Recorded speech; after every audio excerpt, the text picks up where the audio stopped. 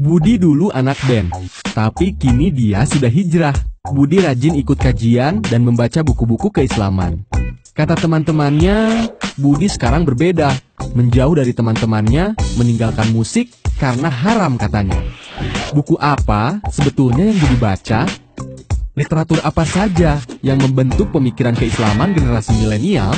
Para peneliti pascasarjana UIN Sunan Kalijaga Jogja pergi ke 16 kota untuk meneliti literatur keislaman yang jadi rujukan milenial. Penelitian dilakukan dengan survei, observasi, FGD, dan wawancara yang melibatkan siswa SMA, SMK, MA, dan mahasiswa perguruan tinggi negeri dan swasta. Berikut ini hasilnya. 1. Meskipun perkembangan teknologi komunikasi sangat masif, namun buku cetak masih memberi pengaruh besar pada pemahaman keislaman generasi milenial. 2. Dari penelitian di lapangan, literatur di publik yang banyak tersedia ternyata bukan dari kelompok arus utama seperti NU dan Muhammadiyah. 3. Literatur keislaman yang banyak ditemui yaitu Islamisme populer, buku-buku Tarbawi, disusul Salafi dan Tahriri. Juga ditemukan literatur jihadi meski tidak dalam jumlah yang besar.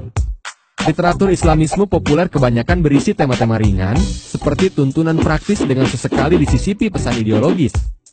Buku-buku Tarbawi yang mempromosikan ideologi Ikhwanul Muslimin berhasil menancapkan akar secara luas di kalangan pelajar dan mahasiswa, sejalan dengan perkembangan gerakan tarbiyah di kampus-kampus umum sejak tahun 90-an. Corak awal dari literatur tarbiyah adalah terjemahan karya-karya ideolog Ikhwanul Muslimin. Saat ini buku-buku tersebut pada umumnya hanya dibaca kalangan aktivis tarbiyah senior, sementara generasi yang lebih junior dan pemula mengkonsumsi literatur yang bersifat lebih populer. Literatur Salafi memiliki ciri khas pada tema-tema pemurnian tauhid dan moralitas individu. Salah satu karya populer adalah buku-buku terjemahan karya Aid Al-Qarni. Literatur Salafi yang lebih klasik, yang ditulis otoritas Salafi kontemporer juga banyak beredar. Sementara literatur Tahriri sangat getol mempromosikan konsep khilafah. Karya tokoh Tahriri seperti Felix Xiao cukup sukses di pasar, meski karya-karya ini lebih dekat dengan kategori Islamisme populer. Sementara buku-buku ideologis dan serius pendiri dan ideolog utama Hizbut Tahrir tidak begitu tersebar luas. Di antara buku jihadi yang laku dan mengemuka berjudul Tarbiyah Jihadiyah dan Jihad Jalan Kami. Masing-masing diterbitkan Jazira dan Era Intermedia, yang keduanya berbasis di Solo. Literatur Islamisme populer berhasil mengambil hati sebagian milenial. Karena isinya renyah, kemasannya trendy. Disuguhkan dengan corak fiksi, populer dan komik, ia menyodorkan narasi-narasi pendek dengan bahasa sederhana yang tidak menggurui, dan dilengkapi ilustrasi yang menarik. Sementara literatur jihadi tampaknya gagal secara pasar. Penyebaran buku kategori jihad ini sangat terbatas di Solo, Bogor, Yogyakarta, dan beberapa kota lain.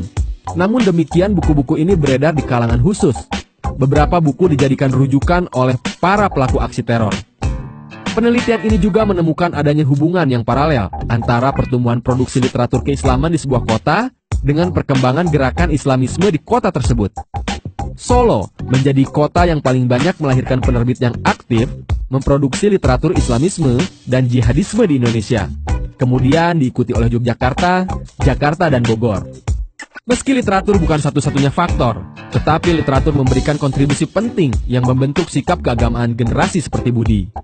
Wajah Islam Indonesia dibentuk oleh pemahaman keagamaan kita yang sedikit banyak dibentuk oleh corak literatur yang beredar.